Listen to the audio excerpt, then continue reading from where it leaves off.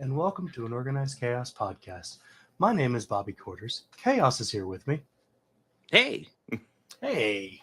So, we're here to talk about some movies, music, whatever else crosses our mind. But here is also the home of the most unbiased, genuine thoughts. We're not going to do anything just to say it, just to make money off of it, because we don't make a lot of money off this. In fact, we don't make anything. We just give our opinions. And our opinions are free and unsolicited, but they're not hateful ones. That is the important thing. Yes. But also, while you're here, please make sure to like, comment, and subscribe to my channel, that is Bobby Quarters, the podcast channel, Organized Chaos Podcast, and Chaos's channel while you're at it. So thank you for watching, and do enjoy.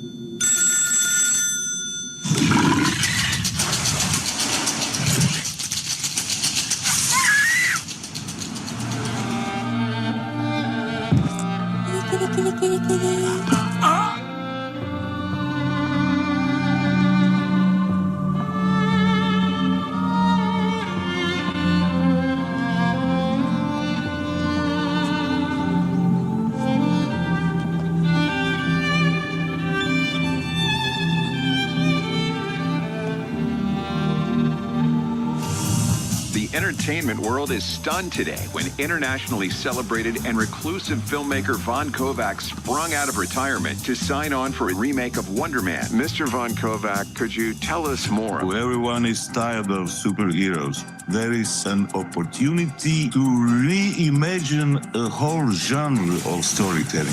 Have you thought about casting? So, what's this big audition you were talking about? It's a huge opportunity. I'm auditioning for Wonder Man. Did you hear about Wonder Man? I need to be in this movie.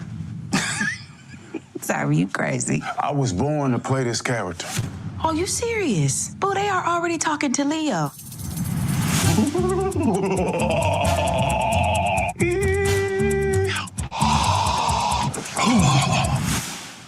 You just gotta go out there and crush it.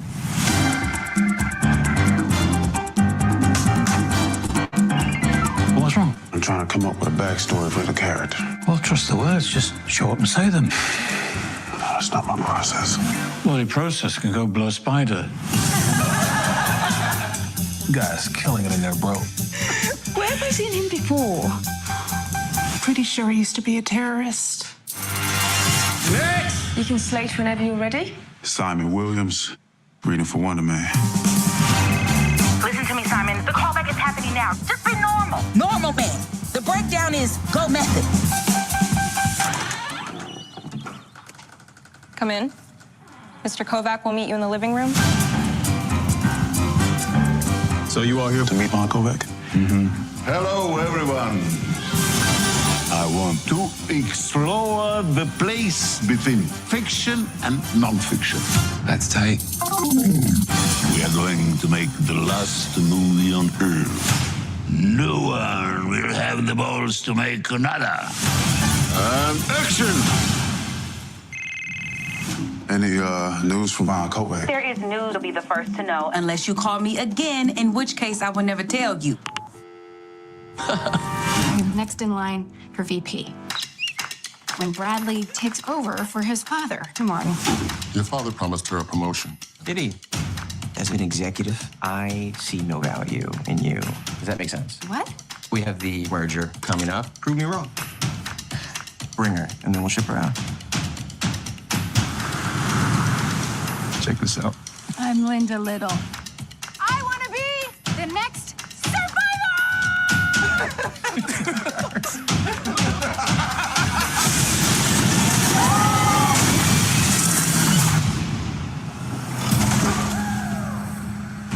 Are there any others? Have you tried making a distress signal? Or a bigger fire? Getting us out of here should be your focus, not being Susie Homemaker. You do know you would have died out there. Yeah, how do you think that would have worked out for you? Are you gonna hunt a boar? Linda from accounting? Strategy and planning, actually. You ever hunt? I think I like it. How valuable to the company am I now? No help is coming. This is how things are now. Not in the office anymore. You are stuck with an asshole boss, just like I was. Don't ever mistake my kindness for weakness.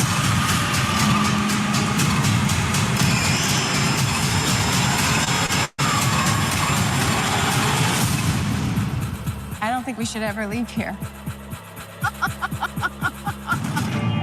I have a purpose. Okay. Let me ask you something. Do you make money at this little table tennis thing? Not yet. Do you have a job? No. Backhand! Backhand! Forehand! How do you live? Well, I live with the confidence if I believe in myself, the money will follow.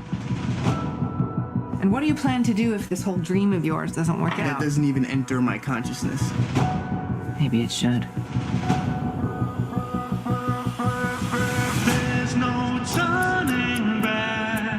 Everything in my life's falling apart, but I'm gonna figure it out.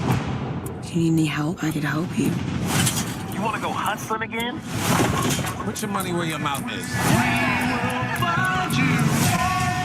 176, 177, 178. The mouse is back, baby, yeah! Welcome to your life. Marty. I can't support your mother for You're not gonna have to. Because I'm gonna step up. Step up. I'm gonna step up in a way you can't even imagine. Marty, I'm gonna make you an offer. I gotta do it completely on my own. It's every man for himself where I come from. That's just how I grew up. Hey, what are you doing? I don't think you understand the stakes here. You find that funny? I get nervous laughter sometimes. My eyes broke, or is that mouse, baby? Thank you so much. You're my pop. We believe in you.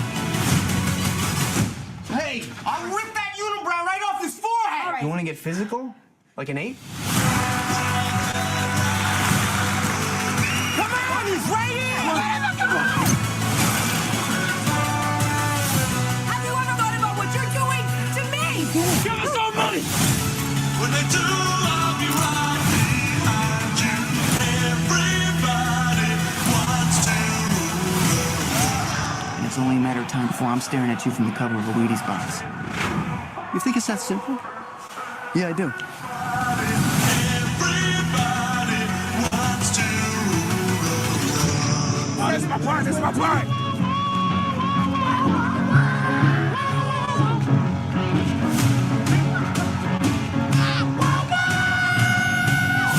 It's time. The world will know you as pop stars. But you will be much more than that. You will be hunters.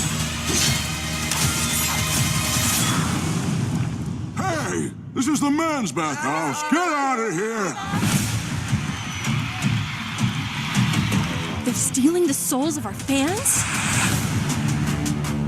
Let's send those disgusting demons back to the depths where they belong!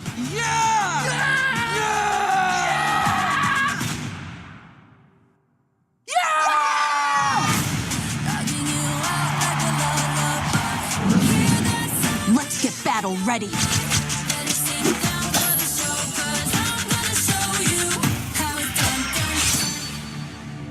I can destroy the hunters for good.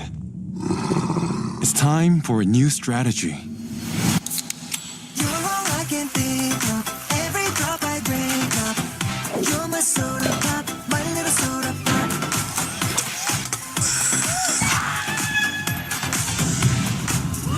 The demon boy band? They're coming after the fans. You're my soda pop, my little soda pop. The Sasha Boy! Let's go get these guys. You think we're just gonna let you steal our fans? You're gonna have to fight us for them.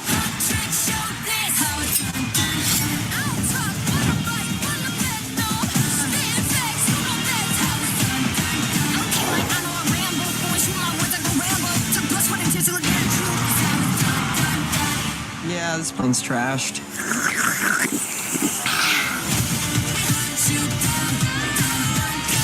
Everything is at stake.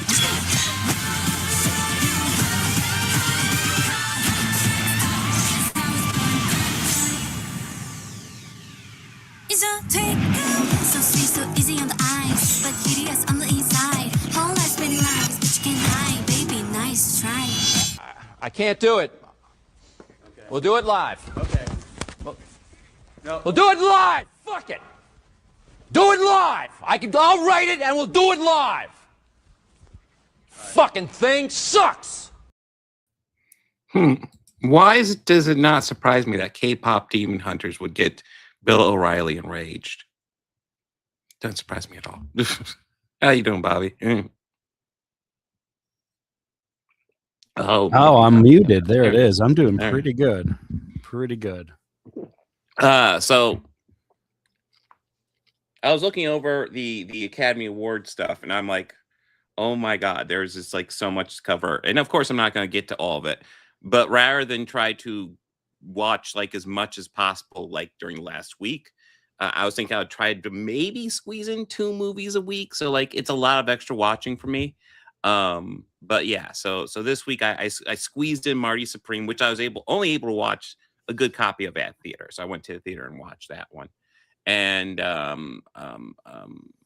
also K-pop Demon Hunters, just because chat seemed to, when I mentioned going over Oscar nominees, they're like, oh, you gotta talk about K-pop Demon Hunters. And I was like, it was the highest on my agenda, but I can, sure.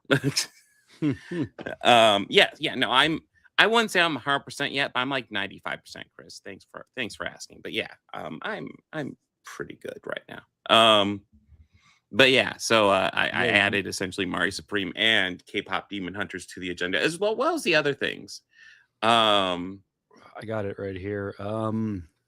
Next week, you added Sentimental Value and ELO, I think. Elio, yes. Elio, yeah.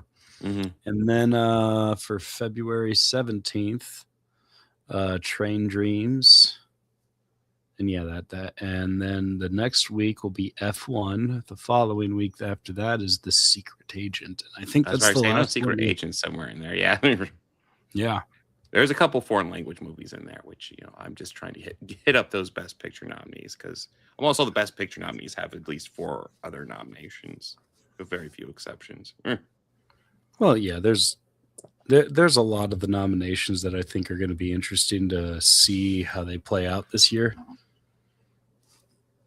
Yeah, absolutely. And yeah, and now I going over and watching them, it's giving me kind of an idea of kind of why certain things were nominated and stuff like that. Did you see what Avatar 3 was nominated for?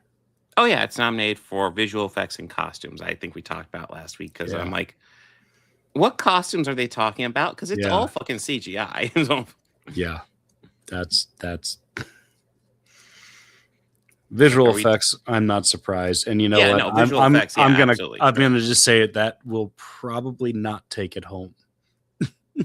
It actually, I will say for the Avatar movies, I feel like the last one was kind of a step down, honestly, in visual effects. Like,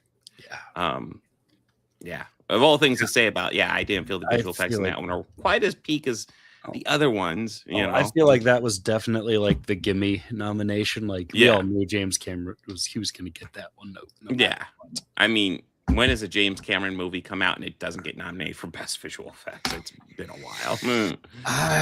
Yeah. But of course, you know, we gotta get going. You know, we got the biggest movie of the year has just come out, Bobby. So we gotta talk about Melania here. Melania, the best movie ever. I don't know, man. I keep seeing this report that pops up that keeps saying how it is shattering. I'm sorry, quote, shattering expectations. True. And critics' expectations. But like how this article is worded and set up is vague because they don't really talk a lot, but they keep mentioning how well it's doing, quote, for a documentary. Quote. Well, yeah, they have to say that, and they have to ignore the fact that they literally threw $70 million at this thing. And let's not talk about the paid seating and the paid people that they're getting to go see it. When I went to the theater today to see Send Help, there was like a younger person working the counter, and I'm like, one for Melania. No, I'm kidding. I have a ticket. And they said, quote, like, yeah, that has been an empty. We have been showing that to an empty theater since it came out. Like, she's like, I think maybe we've sold 2 tickets, maybe. Wait, did Titanic not get nominated for effects? It had to get nominated for effects. I mean, that was one of the highlights of that movie, how they did the Titanic sink, I thought. I mean, yeah, that was like that'd be wild if that did get nominated.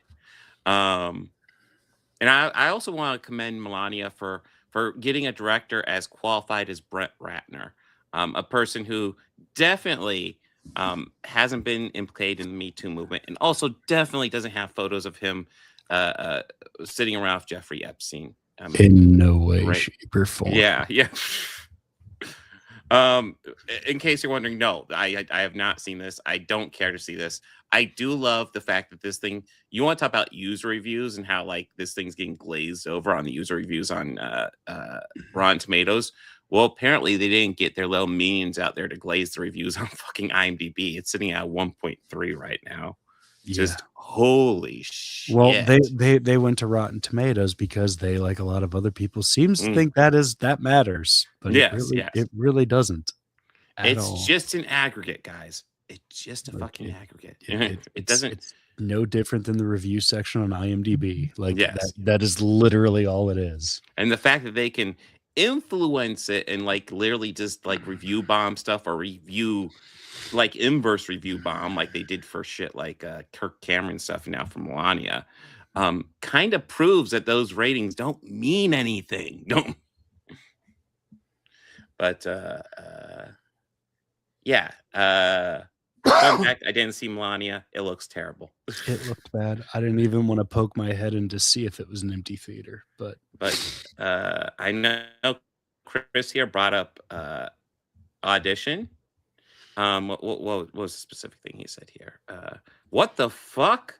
Audition. I'll keep that in mind. I think what the fuck is a good way to describe what Audition is. Yeah. So I'm sorry. No, it is just a sweet movie about a single dad whose wife passed away years ago, and he decides to go ahead and find himself a new wife, and he does it kind of in a sleazy way. Like there's this fake movie, and they audition these women for the movie, but he's actually like just like looking for a woman to potentially go out with. Kind of sleazy. That being said, the guy is likable enough, And he finds a woman he loves, and things go extremely well, and they get married. I stopped watching midway through. Was there anything else that happened? Quite a bit, actually. What? Yeah. No. Okay. So, spoiler: I actually didn't stop watching midway through, but I will say at the midway point is after that, I'm not sure how much the movie is technically supposed to happen or not. I mean, this movie plays with like our perceptions quite a bit during the second half. It's insane. I mean, I thoroughly enjoyed it, but like, this is I'm wild. happy. I'm happy you thoroughly enjoyed this movie. You can see like why I rate this as probably one of my like horror films in the sense of like psychological horror. Oh yeah, and the same as Gross Out Oh my because. God. Oh yeah, there's cringe moments. Yeah. Well, no, not like. I mean, gross out like the ones that make you squint, like wince. Yeah. That's kind of chair. what I mean. I don't mean like cringe, like bad per se. It's actually really good. Well, Part of the issue is actually, that- really close to where your cursor is or the photo of Yeah. where the character over just a little You talk about down. Yeah, no, I'm sorry, that's my cursor. Oh, down one. Oh, down and to the right. Yeah, that guy. Oh, that guy. Okay. He is pretty terrible. Yes. As far as we can tell, well, that's the thing. Like, we kind of learn about her backstory, except I'm not sure how much of it is actually real. It's very, it's like a lot of this movie is almost based around, and I definitely feel this is what the director's going for. We have these vibes, especially when, the chemistry is first starting with somebody and you're like, ooh, hey, this person's awesome. But the fact is we don't actually know them. So what we explore is kind of also this guy's fantasy of who this person is, but also like who she potentially could also be, because he doesn't really know her that well. There's a lot there's some interesting questions about her. And, an argument can be made. His mind is like filling in the details. And it's like, yeah, it's kind of, he's even talked about proposing to her after, it's not clear how long they've been dating for, but like, to me, it didn't feel like they were particularly close. At best, they were doing like early stages stuff. Yeah. And yeah, he's talked about proposing. And it's like, maybe relax, dude. I will say the way that the cinematography in this, how it played with lights, angles, and shadow. Yeah. Oh man, it's so great. It captures, it sucks you into this movie. Oh yeah, So- no, especially when he's doing the investigation to her. There's lots of the shots are just this Like that sideways angle thing, slight Dutch angle, yeah. Which again also makes me wonder: is this supposed to be real, or is this just maybe supposed to be representing I his always view? I don't know if think- it matters. I But think yeah, maybe the stuff with the heavy lighting, like the colors, Mhm. like the stuff where they go see the guy and it's like all the blue lighting and he's playing the piano. Yeah. I think that's supposed to be a dream state. Yeah. Same as it is earlier when we're reliving a memory of hers. Mhm. Maybe, I don't know if it's through his perception or her psyche. Like you said, this movie plays with our perception and it's kind of intended to. Oh God, yes. Except for the part where it's no matter what, you feel what he is. You would just try to imagine the pay. Oh, yeah. It's when they're playing with your perception, they're putting you in his perspective, because during that period, he's not clear what's going on. So like, it's all like we're following along with him. The problem is he's an unreliable narrator. He doesn't know exactly what's going on. Therefore, we don't know exactly what's going on. Yeah. But I will say, like, I almost want to say, like, almost the first hour of this plays is like, yeah, this scene I really knows, because this is a very crooked scene. And it's like, Yes. yeah. Yeah, and the color. That's Yeah, what makes me think upon this rewatch. But yeah, like almost the first hour of this plays almost as this really kind of weird romantic comedy, where it's maybe comedy is not the best word, but like he's a dude, he wants to meet the right woman, and we all get that, and they're like, oh well, we'll do this movie, and you can audition these women to be your potential next wife. And it's like, well, let's be very clear about that. Absolutely a sleaze bag. oh God, yeah, Like, it's such a one of those things, sleaze like, bag thing. I like this guy. He seems nice, but like, this is sleazy as fuck. Your friend's a fucking idiot. Your Yeah. friend's a fucking idiot. Yeah. It kind of exploiting their position to audition for his wife, and they think they're auditioning for a movie role, and it's like, But anyways, this young woman gets the role. And yeah, so we mainly follow him and her, and throughout the beginning, it's kind of their relationship. And even when they're going out on a date, like she's talking about, oh, I'm really excited that you called me. And a lot of it feels almost like she's just trying to, almost suck up to him, tell him what he wants to hear, probably because she's going for a movie role. And yeah, he's definitely into her. It's not clear how into him she is, or if she's, and we spend a lot of time with her. Actually, I don't think we've seen a picture. Have we seen a picture?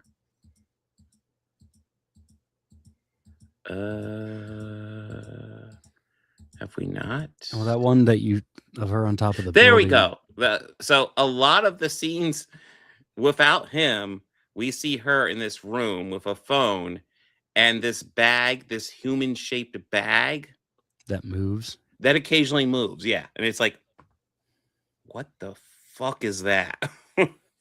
We find out. Yeah. Again, it's one of those things we also don't know like how real a lot of this stuff is, but like I will say, like the lighting on this, and this is how it appears in the movie. It's shot pretty straight, so it's like well, here. Go. Keep going. Oh. Yeah. Oh. That was like definitely a dream sequence. But yeah. So cool looking, like oh man. Well, it's the movie, like the first hour essentially plays with them just kind of him doing the sleazy thing to hook up to find his dream woman, and then kind of finding her, but then essentially they sleep together, and then she eventually vanishes, leaves that night without ever telling him. Then he can never get in contact with her again, and then he's just trying to track her down, figure out what happened to her and what's up with her. And yeah, that's where we go down this rabbit hole of what's real and what isn't. Because there's moments where he wakes up and she didn't actually leave him, and she's right there, and things are going great. And then there's moments where he is on this investigation and he's trying to figure out where the fuck she is and what her past is, and things are just getting more and more fucked up as he goes. Yeah, no, I enjoyed this. This movie is a mental trip. I recommend checking it out if you get an opportunity. This is your pick, Bobby. What do you think? Yes. I'm happy to hear your thoughts on it. I enjoyed this. Well, like whenever I put something on here, it's something that I feel you should see, whether it's for your own enjoyment, sometimes your own suffering, but also stuff that I just think is just so weird that I know you would appreciate it as a film. And that's why I picked this one, is the latter of those reasons, because this isn't quite a horror, but it really is. And when it definitely becomes strong horror, when it becomes a horror movie, it really leans into it. And I knew of the twist ending, or at least the scene at the end of the movie. And I'm being vague about it because, well, we're going to spoil it in a minute. But like for those who haven't seen it, just tension building. I knew of that in just the sense of just graphic horror, because I had watched this documentary that was about like the best foreign horror films, and this was like within the top few. So I was like, oh, I need to watch this. And that's that's like just, I guess, a brief history. But with the twist, we kind of find out like when she was younger, she has these scars on her inner leg, And we had pointed earlier out for those of you watching the video version, there's an elderly man who knows her through her past, was like a dance instructor of sorts, but really he was just being a real creep. Like, and burning her with like things ever since she was a small child on the inside of her leg. And we later find out that, you know, she killed him. Yeah. Cut his head off. And, you know, again, through like it in the film, it's how it plays out. We don't know if this is like just her having a dream of like avenging, you know, her abuser, or if it's actually happening. Or if it's even just like what the dude is thinking maybe might have happened with her when he's trying to figure out who she is, essentially. Yeah. It's not clear. And I would also argue it doesn't matter. No, it doesn't, because they don't. To quote John Hammond, they don't really spare any expense when it comes to the graphic nature of it. No. And later, she paralyzes him, and the main guy. Yeah, this guy. Yeah, as we see him fall over, we saw quite a bit of in that trailer. I'm surprised. Her doing some acupuncture, which is just, I don't think she's licensed to do that. Well, considering he's screaming in pain the whole time, let's assume she's at least not the best at it. she's a learning curve, you know. Yeah. You got practice. She drugs him enough of something to where he still feels like, I think it's like she said, like, you know, your nerves are still fully working, and you'll feel every bit of this, but you can't move and do anything.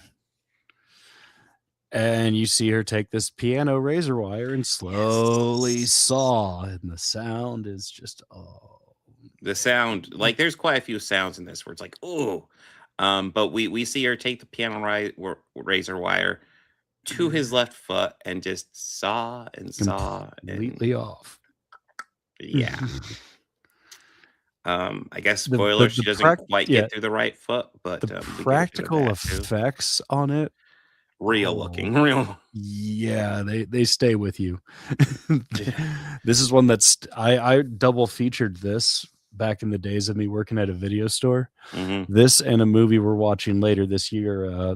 This one's called May, and it was quite the double feature. You'll see why when we watch May, but yeah, this one is wild. So the moral is, if you want to meet somebody, don't make up a fake movie and do fake auditions and then get really infatuated with somebody you don't know. I guess that's the moral. I guess so. I mean, I could definitely argue the main moral is don't get infatuated with somebody you don't actually know. Yeah. But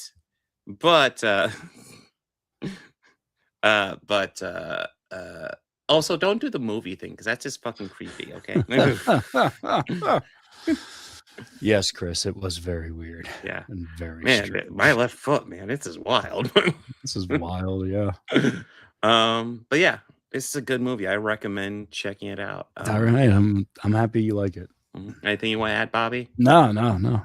Okay. Well, you want to talk about Wonder Man a bit? Yeah, let's talk about this a little bit, because I really felt the last few episodes of this got really good. Yeah, so I'm not gonna lie. If I'd known they'd be half-hour episodes, I might have just said let's just watch the whole season. But I assume they'd be like hour-long episodes. So we're only talking about the first 4, and in a lot of ways, I almost feel like it's partially because they're coming out so close to each other. How like something like Night of the Seven Kingdoms is like a lighter side of Game of Thrones about like completely going super light. And I feel like this is kind of almost the same thing for like the MCU in a lot of ways. It's pretty light. Yeah. But you know, there's definitely a serious edge to it. We're mostly following Simon Williams, played wonderfully by God, Yaha Abdul Mateen II, the guy who was Black Manta in the Aquaman movies. He's fantastic. And of course, Ben Kingsley's always great. I mean, I love his Trevor Slattery. Ben Kingsley steals every scene. Yeah, he does. He's so but the other guy is great too. Yeah. No, the other one is great. But I'll say this though, I do love watching this because it's like Ben Kingsley. Like, yeah, I'm a fan of him, so I'm thoroughly enjoying this series so far. Mm-hmm. Yeah, and essentially they find out about this Von Kovacs, I want to say is the director, who's making a remake of Wonder Man, and Simon gets desperate because he's been looking for his acting breakthrough. He was a huge fan of Wonder Man as a child. He's trying to get involved with this project, and part of that, and as we see explained in episode 4, he has to lie on these forms. So there's forms saying that superpowered individuals can't work on movies or any productions like that. So he lies on that because he actually does have superpowers. He just, he's not a superhero. He's an actor. He wants to be an actor. But the last episode was spent largely with this backstory. And it also kind of made me wonder, like, could this have been cut down to a movie? Because as much as I enjoyed the last episode, I did feel it went on a little long. I felt like that could have been like a little 5-minute interlude if it was a movie. Yeah, I was kind of surprised that we spent an entire episode on that story, but it was an interesting one still. Yeah, it wasn't a bad story. Yeah, I felt like, this feels like one of those projects that might have done better if actually cut into a movie. There's quite a few series where I feel like MCU series where I feel like, if you cut that into a movie, I think it would be a lot better. Cut a lot of the extra fat out. It's not so great and just focus on the really strong stuff. I feel like Moon Knight is kind of the same way, but while I will say the strong stuff in Moon Knight is stronger than this so far, the weak stuff in Moon Knight, this stuff has come nowhere near. I've overall just enjoyed this. The episodes, while they're shorter, they still go by faster than I expect. Like, I remember watching the first one and assuming I was like 15, 20 minutes into it and the credits roll. I'm like, this is over already? I'm getting into this.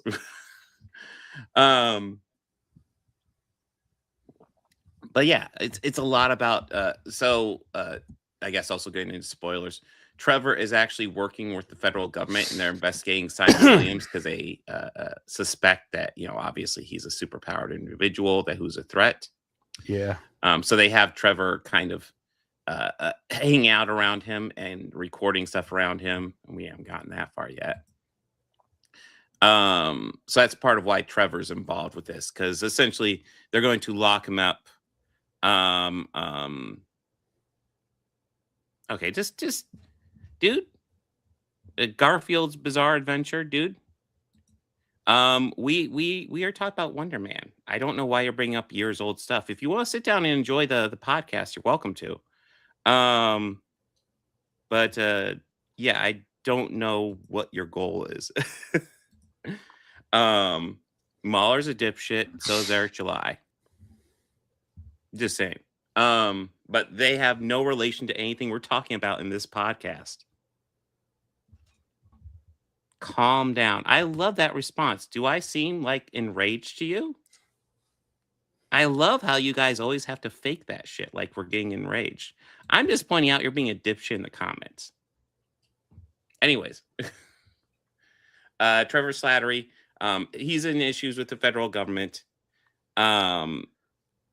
Essentially because of the little terrorism stuff back in Iron Man 3. The whole Mandarin thing. Yeah. And so that's all that's going on.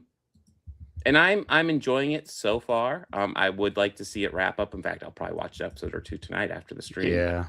But I'm thoroughly enjoying this. What do you think, Bobby? I'm enjoying where it's at right now. I like the story that's unfolding. Yeah. Yeah, it's just a lighter weight little MCU story. Yeah.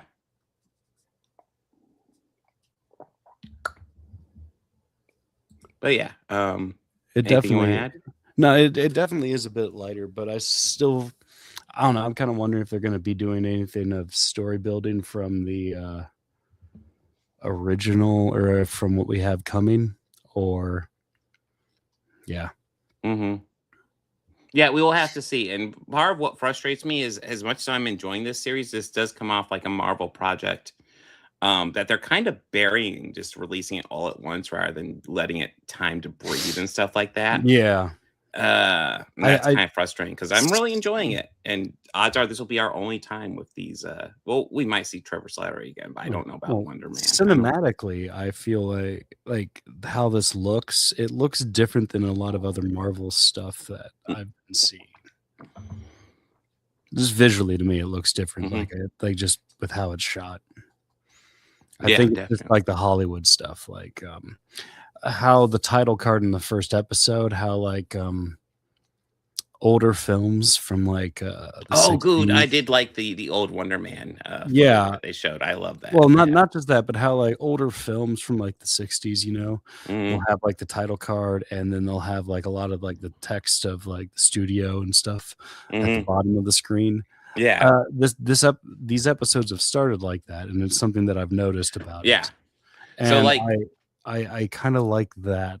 So the episodes will show the Wonder Man title like this, but after underneath they'll be very noteworthy. The old school, like Marvel Studios copyright, you know, the old school years and stuff like that, just like they did on old shows, and I like that touch. Yeah, that's a very nice touch. Yeah, so just overall enjoying this series. Excited to see it wrap up. I'm hoping this isn't just a one and done because I'm enjoying this. I always enjoy seeing Trevor Slattery just because Ben Kingsley is obviously having fun. Oh, speaking of which, I wasn't expecting to see Joey Pantoliano in this series playing himself and playing a douchebag. I thought that was quite fun. That was great. When Trevor Slattery's like, "Oh, we're gonna go see my old friend from this TV series," I'm like, "Oh, I wonder if they're gonna do some sort of cameo." And I was like, "Oh God, it's Joe Pantoliano." And then I was like, "I wonder who he's playing." Oh my God, he's playing himself. He's a douchebag. That's you can just call me Joey Pants. Everyone else does. Yeah, true. Joey Pants is easier too, but yeah. Anything you want to add? Or are you ready for Send Help? No, but yeah, let's get into Send Help. Okay. Speaking of movies with horror elements, you know, and I'll admit I wasn't 100% sure what this movie is just from the trailers. I was like, it's Sam Raimi. It seems like it's going to have horror elements, which it definitely has. But I wasn't 100% sure what genre it would firmly lock in on. And I would have to say, after watching it, I have to say dark comedy is where I would firmly link this one. There's quite a few very funny moments in this, and it is like obviously the way that it's directed is a huge part of it because when it just comes to like if you know Sam Raimi and you know something like Evil Dead 2, he knows how to direct something funny in a horror style, which he does quite a bit throughout this. Evil Dead 2 is a good comparison for that. I would say I wouldn't say Army of Darkness because that leans way more into comedy than horror. It's kind of more an action movie than anything. And Drag Me to Hell is straight up horror, but there is some like hilarious moments in Drag Me to Hell, like when they do the seance and they possess the goat. I've actually never seen Send Me to Hell. It's been one to see because I love Sam Raimi. I just never got around to that we need to add that one then. Oh my God, that one's great. It's shocking because I'm a huge Sam Raimi fan, and I was even a Sam Raimi fan when that came out, but somehow it just slipped through my fingers. But yeah, both Dylan O'Brien and Rachel McAdams are great in this. They are primarily your main actors in this. Like, there's a little bit of other people in like Act 1, and then throughout the rest of the movie, it's mostly just these two. And they do a fucking great job. Dylan O'Brien's just an insufferable dick in this movie. Oh my God. And there is kind of this interesting moral about how monsters just make monsters, which I appreciate as well. Well, also just having fun with this movie. I kind of like how in the beginning of the movie they did everything they could to like not make it seem like it's Rachel McAdams, you know, like frizzied her hair and put glasses on. Made her look as frumpy as possible. As possible, but it's like even that's Rachel her performance. McAdams. By the way, she's a great Yeah, well, also to her credit, like it was also partially her performance. She was playing that, Yeah, so kind of awkward. like, yes, as awkward as possible, and there's only so much you can do to diminish the obvious beauty of Rachel McAdams, but like they're Yes. working on it, they're trying, And I mean, and it was a good performance, I'll be honestly. She very, did come off as awkward. I'll be very honest. We both. I'll speak for myself. I may be a bit biased in saying that because I happen to think she is a very gorgeous actress as well. Probably one of my favorite actresses. And so, yeah, like I said, they tried, but I mean, it's still Rachel McAdams. Like, you're not gonna. I could tell she was having a lot of fun in a lot of different parts of this movie. Oh yeah. No, I think this vibes like it was a fun movie to make because like there's just some wild stuff happening in And this movie. what I Oh really my love God. is how we see in the trailer of them watching a joke about her doing the Survivor thing. But Yeah. when we first see her apartment, it just pans across all these books that have different things saved in them that are all about survival and hiking and outdoors. And it's just right then we go like, oh, she is a very capable person to Yeah. be out in the wilderness with. Like, Well, it's one of those things where even if she just learned all that stuff just so she could be a good contestant on Survivor, it's still fucking useful to have. Yeah. If you ever get abandoned on an island, which she does, yeah, she becomes really useful very quickly. And Dylan O'Brien with his freaking gimp leg and inability to really do too much, and even lack of not general knowledge of what to do, really suffers in this, where she strives. And one of the things I did like is essentially like throughout the beginning of the movie, she's frumpy, and even earlier in the island, she's frumpier. But as she like gets used to the island, gets more to her element, she becomes more the Rachel McAdams we're used to, and yeah. I appreciated that too. Yeah. I just said like, yeah, there she is. Yeah, she's getting used to this. She's digging it. This is her element. Well, it's funny you bring that up because given the ending, it makes me think like, man, she probably okay. Well, I'll bring that back up when we get to that. When we get to that, talking about it. But yeah, this was a lot of fun. I did enjoy this. There was some moments where I think the people in the theater that saw this or with me today didn't kind of understand the Sam Raimi movie. Yeah, I was wondering about that watching us because part of my enjoyment of this was also just understanding Sam Raimi and like how he works. Like there were people who were there's a few shots in the beginning where we get a close up of Dylan's eyes and a little bit of tuna fish that's on the side of like, Rachel's cheek. Oh my God. That like those shots and everything are like Sam Raimi. 100% Sam Raimi. Yes. They're meant to make you feel uncomfortable. He's doing that for a reason. And there were people who were really bothered by a lot of it. And another standard thing I think of is that he also likes his leading men to get puked on. Yes. Oh God, there was that. Or his leading actor, because that also spoiler. It also happens on in Drag Me to Hell too. And the lead gets puked on too. And it's happened. Dylan O'Brien does get puked on in this movie. Yeah. After probably one of the most scumbaggy things he does on this. Oh yeah. Part of me was like, I bet you he could probably avert to not puke on him so much, but he has that coming. He was such a piece of crap. Yeah, he kind of had it coming, and yeah, you could turn your head away, but also it also could wake him up. Yeah, true. There's almost a surreal quality to this movie too, because one of the things that threw me off for like a heartbeat was like when we have the boar hunt. When we first see the boar, it looks all right, but it's obviously computer animated. It's also kind of a semi-cartoonish quality to it that kind of threw me off. But as that hunt progresses, and it's only a couple minute scene, but as it progresses, I get more and more into it. Simply because the whole point is to kind of show how Rachel McAdams' character is really Linda Little. Yeah. She's really getting into this. And she butchers that boar. She gets blood sprayed all over, absolutely covered it in blood, and she brings the boar corpse to Dylan O'Brien, and she's like, I think I could like hunting. Just covered in blood. It's like, okay, that's pretty funny. And even she had like a victory scream. Yeah.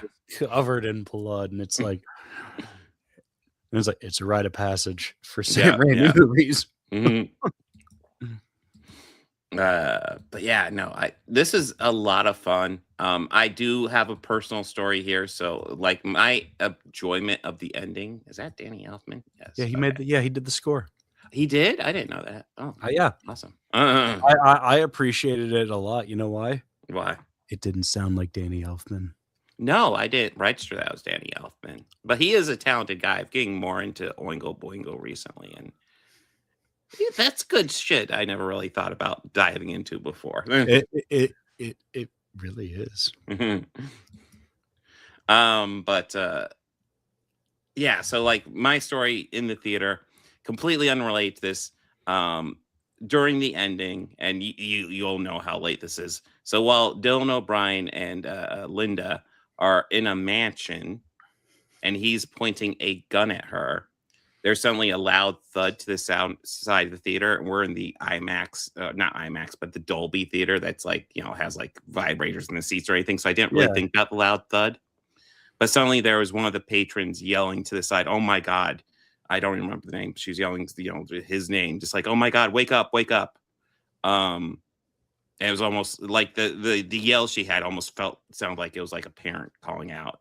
So I rush over, I see somebody passed out, and I instantly run outside the theater, and I'm like, does anybody have medical skills or anything like that? There's somebody needs help over here. So that's so I had to get help during the showing of some help. Distracted me from the movie.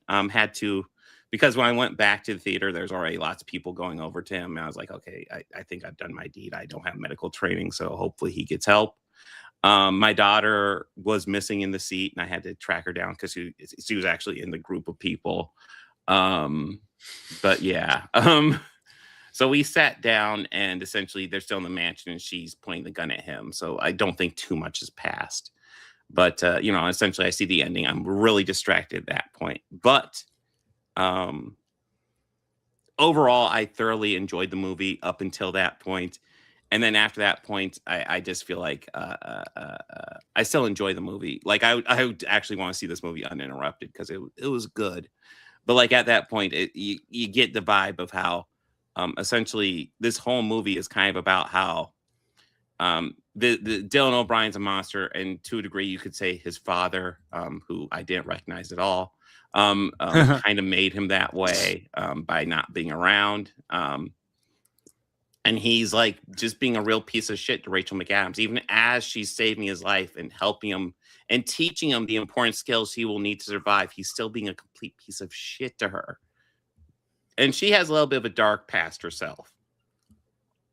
And eventually things go down. And I will say nobody's hands are clean in this movie at all. Yeah, like I said, there's just this vibe of monsters making monsters,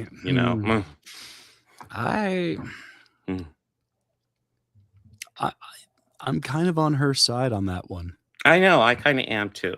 Like, there are other people involved that's where I'm the most questionable on, but like between her and him, yeah, I'm definitely on her side. No, her story. Mm-hmm. The story she told him about her past. Oh yeah. That one I'm on. That's what I'm talking about. I'm kind of on her side on that one as well, because she didn't force it. She just made the situation available to him, and he took it essentially. So I'm not. I don't know if I blame her too much for that one, especially with what a piece of shit he was to her. But yeah, not wanting to get into too much spoilers, but although yeah, we've kind of the scene of her. There's a big mansion on the island. Yes, and since he's injured, so like what makes me think is like, do you think she was there like taking a shower with actual running water, refilling it with like filtered, and getting like some dirty creek water for him? But I could see her doing that, and he had it coming, but. I mean, of course, remember that point where she comes in and she's like, "Hey, I found this new stream with much fresher water. It's great, isn't it?" Remember that? Yeah. And now we know. And she finds a knife somewhere on the island, which now was we know. interesting too. At that point, I was like, they wouldn't have that type of cutlery on a little plane like that. Yeah. I knew something was up then. And she said, "Don't go over there." And I was like, "There's a village there." I thought it was a village at first. I'm not gonna lie. I thought the twist would be is exactly what she says, but when she first discussed it, I was like, "Is the town over there?" Yeah, I thought it was like a village or something. But Yeah. no, a mansion was like, oh, even better. Mhm. Just some rich asshole's mansion that she figured out the code to and just break in casually and take wherever she wants. Which I'll admit, at first, I was kind of thinking like, okay, if I don't see a photo, or I was thinking while watching it with the mansion, I was like, man, this would have been the appropriate time for the Bruce cameo. Like what they did was nice, but an actual cameo of him like, "Hey, what are you doing in my house?" That would have been hilarious. He faked his death just to fucking go off to some mansion. That would be hilarious. That would be funny. I like that. But yeah, no, I thoroughly enjoyed this. Make sure when you go to a theater, go to one that won't have a sudden medical emergency at the end of the show. Oh, no, stop that. Stop that. But other than that, yeah, no, I enjoyed this. This Any was final really thoughts, good. Bobby? This was really great. I'm very happy that we added this. Yeah, well, I mean, Sam Raimi and Rachel McAdams. How could I say no? Yeah. All right, so going into some Oscar catch up here. Go ahead, address Marty Supreme here. Because this was Yes, Chris. Bruce was a Dylan's wild dad. movie. Huh? Oh, Chris was asking, was Bruce? Yeah, there was a photograph of Bruce, Oh, yeah. but it was like Bruce Campbell isn't actually in this appear. movie, but he does appear. Yeah, like he's it's a photo, but it's obviously like a cropped one. Yeah. But this Marty Supreme is one of the Oscar nominees. It got nominated for I think 9 nominations. I'm looking right at it right there, including Best Picture, Best Actor, and a whole bunch of other ones. It tells the story of Marty Mauser. While I was watching, I was like, "Is this supposed to be a biopic?" And then realizing, no, it's not. It's loosely based on the life of ping pong player Marty Reisman, but it is heavily fictionalized. It's pretty much about a guy who has like the biggest ego you can imagine. He's like, "I'm going to be the best ping pong player. I'm going to be the face of ping pong. Everybody's going to love ping pong, and everybody's going to associate ping pong with me. It's all going to be about me. I'll be amazing." And essentially, he goes to the world championship and he does pretty well. He gets in second place. He's beaten by a Japanese guy named Endo, who's an excellent player as well. And then the rest of the movie is kind of him trying to come up with the money to not just get to the next world championship, but also pay back a lot of the debts he's incurred by kind of being an arrogant asshole throughout the whole time. And just kind of like essentially one of the things he does is he grabs a hotel and charges it to the committee that's hosting the whole event, and then trying to sell himself as the ace player, the only ace player that gets it. And they eventually track him down and charge the shit out of him for it, and pretty much ban him from the next championship. But a lot of it is essentially about almost like him almost running cons and just having all these cons building on top of each other until they all just fucking implode. Because he is just wildly overconfident. He just doesn't have any idea how to just be a normal fucking human being. It's kind of a wild movie. One thing that I obviously appealed to me, this takes place in the 50s, but to add to kind of the fictionalized element of this movie, the score and a lot of the non-diegetic music is synth based, and then a lot of the songs that aren't supposed to be in the movie, but obviously played for the audience, are 80s stuff, and I of course appreciate that. It's got Peter Gabriel and Tears for Fears, which is like, oh, wasn't expecting that in a 50s period piece, but okay. But yeah, it's a 2.5-hour movie. It goes by pretty breezy. Yeah, and it's kind of almost about this guy just kind of learning about what's actually important in life instead of just running around doing cons all the time. And kind of being an overall piece of shit, honestly. But honestly, I enjoyed this. I thought this was a solid movie. I don't know if I'd pick it for film of the year. But you know, I think it was overall very well done. Yeah. Any questions, Bobby? No, it sounds like it wasn't a stretch for the young man. Yeah, but another movie to catch up on, K-pop Demon Hunters. This movie got a lot of press over last year. I don't know. It just never quite appealed to me. I'm not against it, but like it never particularly called my name. But I know chat brought it up when I brought up Oscar winners and Oscar nominees, and it got 2 nominations with Best Song and Best Animated Picture. By the way, I was actually shocked the Best Song nomination went to Golden. I actually think there's a couple other songs that stood out a lot better in this. But sure. Oh, Chris, I told him I'm not watching that movie. Yeah. I'm no. Mm-hmm. I told him in an oh so polite way. Mm-hmm. Yeah, Bobby's not a fan of Timothy Chalamet. Some of the stuff he told me, I'm like, I can get that. But oh, don't worry, I found it and I sent you. I misspoke. It was his SAG acceptance speech. Really? Okay. Yeah. Oh God. Coward. I guess. Yes. So I hadn't seen this until last when did I see it? Saturday night, I want to say. Now I've seen bits of this all throughout the film. But enough to like I can kind of talk about. I've heard some of the music. I've seen like the story. I know the music's huge, like it's like crazy huge.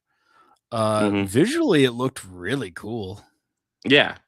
So I mean, essentially it's about a K-pop band named Huntrix who, you know, they fight demons and they kind of use being a K-pop band as like a cover to, you know, get the upper hand on demons. But then there's this group of demons that decide to disguise themselves as a K-pop boy band, and they call themselves Soulja Boys, and they decide to compete with the Huntrix on their turf, on the music stage turf, which is kind of interesting. But I think more interesting is the movie actually explores, you know, what is a demon? Like, are demons necessarily evil per se? Are hunters necessarily good per se? I think it does a decent job exploring it, although I think it could have done a better job exploring the hunters per se, but it does a decent job exploring the demons. But yeah, it's kind of also like, you know, very obviously surreal movie. Lots of music, you know, lots of fighting to music, lots of eating ramen, which is the important thing in life. You know. Oh yeah, of course, ramen is life. Yes, absolutely. But yeah, overall, okay, God, we get to cast pictures way too fast. But yeah, overall, I enjoyed this as well. This was fun. I don't know if I'd necessarily say this is like something I'd rush out to see, but like, if this is something that someone appeals to you, probably give it a shot because you'll probably enjoy it, in my opinion. Do you have any thoughts towards this, Bobby? Yeah, just for what I've seen of it, I do think it's cool for what it is. It's not my thing. It's a fun concept. I know my cousin, his girls love it. So like as he said, he's like he has heard it like stop since it came out. Oh God. And I just went, oh, that's a shame. Hey, cuz, let me send you a link to these really great earbuds. Yeah. Look at that, man. They have outside noise canceling features. Because my kids hadn't even seen this before I watched it with them on Saturday. So it was nice to actually have a movie where Evan actually stayed out and watched the whole thing, and he was like, it's fine. And then we were like, yeah, you stayed out for the whole thing. You couldn't have hated it. You couldn't. Yeah. Oh, his girls are at that age where, you know, they are love and hyper obsessed with it. So But yeah, I enjoyed this. I thought I had fun music. Although, again, like Golden is one of the songs that doesn't really stick in my head all that much. Takedown sticks out in my head much more. So I'm kind of surprised Golden got the nomination. But yeah. I'm just thinking I just thought of something else Oscar related. Not to any of the nominees, but just music and Oscar. You remember the South Park movie?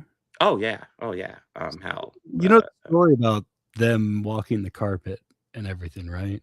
Oh, I didn't know about them walking the carpet. I was thinking about the song, how it got nominated for Blame It was Blame Canada, yeah, and they lost to Phil Collins, which, you know, I'll be fair, like it'd be an honor just to be nominated with him. But I would also kind of be like, man, fuck him. if I lost to him. But so my heart's pretty solid though too. They showed up to the Oscars, both wearing dresses. Yeah. Like I think he was wearing like Jennifer Lopez's dress and like that green one that she wore at an award show or something. And he wore another star's like dress, like I forget who. But they also were on acid. Yeah. Oh God. And I've heard them tell stories about it where they're say like, so like the bad thing is after we do that, get all there, and then we're sitting and then we're tripping in dresses at the Oscars. So we had to sit there the entire time and come down. And then that was just not fun at all. During the opening ceremonies that year, Robin Williams did a number of singing Blame Canada. Yeah. And with like dancers and everything. And I just think, man, imagine being in the crowd on acid, watching that. Well, I remember Blame Canada getting nominated. In my head, I was like, you know, the song that really sticks out to me in South Park isn't Blame Canada.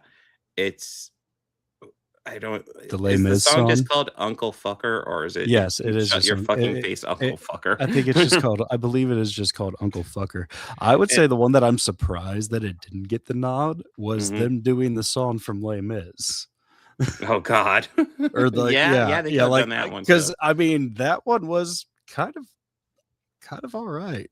Well, I don't know if you can count that as quite original though, but no, but it was essentially that, but they fit in their own lyrics as like, you know, the different parts came in. So I mean, yeah. But of course, why Uncle Fucker doesn't get nomination, we can guess why just from the name. Yeah, it's the name. It's obvious. But it's the same reason why they don't let Ricky Gervais host any award shows in the country anymore. I think if they got the views, they'd probably do that. No, there's another reason why. Ricky will just call it like he sees it. Well, true, but Ricky also does some dumb shit recently. Yeah. So I don't know. I used to love Ricky, and recently not so much. But no, I enjoyed this. And also part of the reason why Blame Canada and Uncle Fucker came up was because I kind of get why Blame Canada was nominated over Uncle Fucker, even though I feel like that's like the song that almost defines that movie. Yeah. Here there's none of the songs here that have that, so I'm not really sure why Golden got nominated over something like Takedown or I don't remember, but it's probably based off of like which one got streamed more. Maybe. Which apparently those now count in like the same sense towards like units sold for ranking music now. Yeah. No, Chris was just commenting on Ricky Gervais. No, I'm saying, yeah. It's frustrating. I hate when is. comics who, in my opinion, are super talented, like Dave Chappelle's the same thing, where like they're talented enough to not do that, but they still sell themselves to the lowest base for easy money, and it's really frustrating. It's like you actually have the talent to not have to do that, but you do it anyway. I'm just happy him and Jon Stewart are like kind of like enough is enough with this ice shit. Like, yeah. But K-pop Demon Hunters was fun. It was fun. Yeah.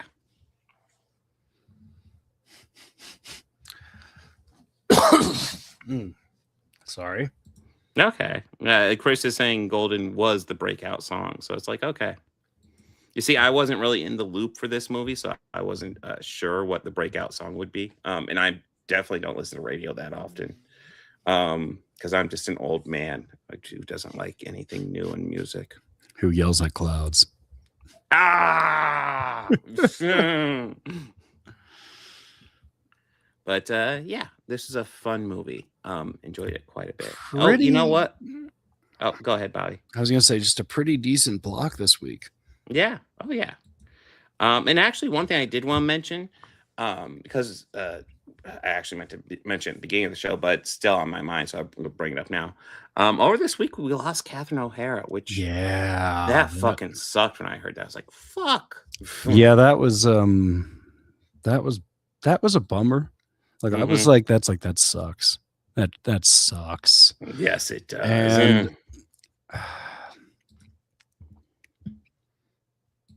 And I'm trying to think of what my favorite role of hers. And the issue with like necessarily like adding some stuff. I'm not against adding some stuff with her, but the problem is we've covered a lot of her best stuff, and we have some more stuff coming up. Yeah, we've already covered a lot of her really great before stuff. her death. Pre-planned. Well, I think out of the Christopher Guest verse, like my favorite is A Mighty Wind. And her role, her and Eugene Levy in that, because they play an old married couple, like an old singing duo in that one. So that one is. It's been a while since I've seen that, so I'll look forward to watching that again. Yeah. But yeah, she is like, and she's just a brilliant comedic actress with her delivery. She's a talent. And lots of people are like, okay, so we lost Catherine O'Hara, but we still have fucking Trump. Are we serious right now? And I'm like, yeah, this sucks. Yeah. Both of the McAllisters are dead. Yeah, John Hurt, we lost him a while ago. I know. That sucks. Yeah. And then lots of people are like, yeah, because like we lost Fred Willard a while ago. We lost Rob Reiner last December, and then just recently we lost Catherine O'Hara. It's like a lot of the Christopher Guest collaborators are vanishing. It's like oof. Yeah. But yeah, like a lot of like that really great era of comedians are of comedic actors are yeah. But next week I have it pulled up right here. Yeah, you're right, Jay Bird. He does have that going for him. That is true. He also poops his pants on command too, so he has that very going for him it's a as good well. talent to have, you know. Yeah. But next week we have on the agenda, we're gonna wrap up Fallout Season 2. I want to double check because I have Dracula on there. I think that's the one that. Yeah, I think that comes out next week, dude. I'm not sure if that's next week. Good luck and don't have fun and don't die. I saw a trailer for that, and I was going to tell you that does look like fun, actually. Yeah. Oh yeah. Okay, that is supposed to be February 6th. Okay. Luc Besson's Dracula is on the agenda for next week. God, yeah, he's a filmmaker that I like, but also sometimes drives me insane. Richard Linklater's like that for me. Yeah, Richard Linklater's another one where it's like I like him, but like you know, he does creative stuff, but like it's sometimes like nah. Like okay, Waking Life, brilliant idea. for the film, like how it's conceptualized and like animated over actual film cells. Like, love that idea. That's so great. I feel having one too many cooks in that made it very disorienting film and hard to follow the narrative. Well, heck, if we're on Richard Linklater, I thought Boyhood, like I appreciate Boyhood because of like obviously the time and dedication that went Yeah. into it. Yeah. But also the fact is it's not particularly an amazing movie, despite really- the time that goes into it. It's kind of bland for as Yes. much that went into it. I was a little disappointed with that myself. It's like I think the side effect of having to work on a project that long is that like, you know, you're not going to have the inspiration running through you that whole time. You're just kind of almost like, okay, we got to do the numbers on this shoot and stuff like that. And that's what it felt like. It was decent, but like It I was didn't love cool it. to watch the Yeah. lead grow. Yeah. That was a very cool thing. And as the viewer, you bonded with him, the character more. And yeah, I agree. It was just probably hard to keep the creativity going on that. Yeah. I mean, for Ethan Hawke, 12 years, I think. Ethan yeah. Hawke, though, he brought it every single time. Oh, no. That Ethan was Hawke's a great yeah. actor. It made me really love him as an actor. Chris, I completely disagree. I love Fifth Element. Thank you. Fifth Element is probably the reason why I kind of give Luc Besson chances anymore. Because like he's done plenty of stuff where I'm like, eh. But like he's creative. I'll give him that, you know. But anyways, we got Fallout, we got Dracula, and we got Wonder Man. And then for Oscar Catchup right now, I'm gonna try to also get in Sentimental Value, which got like fucking 10 nominations. And then Elio, which just got the best animated film, but it should be easy to track down. I'm pretty sure that's just on Disney Plus. So yes. Yeah. But yeah, it's the plan for next week. Should have a shellcast tomorrow, and then I should be live on Thursday unless something comes up. Need to get back into comic books and debunk some more chuds. Work's never done. Jaybird, that's exactly where we're at. Yeah. But guys, make sure to like and subscribe. Make sure to Bobby Quarters over here needs some more love on his channel. Make sure to like and subscribe. Got the Organized Chaos podcast and then channel, and then also the Organized Chaos. You know the drills, guys. Let's like and subscribe to all of them. Thank you for joining us. And thank anything you want to add, Bobby? Any plans or anything? I got something in the pipeline. I found that old flash drive, like I told you about, and I'm kind of rebuffing it, and I kind of like where I'm at with it. So I'm gonna start doing some writing and research. But I got another stuff of like true crime stuff. One I'm going to tell you about off the air, but it's going to be a lot of fun to do. Ooh, okay, well, now you get off the air so you can tell me. Oh yeah. But Muppet Show. I think that's just a half-hour special. Maybe we'll tag that on. We'll see. We could find out. Yeah. But guys, thank you for following. Like and subscribe to everybody. Party on and be excellent to each other. Take care.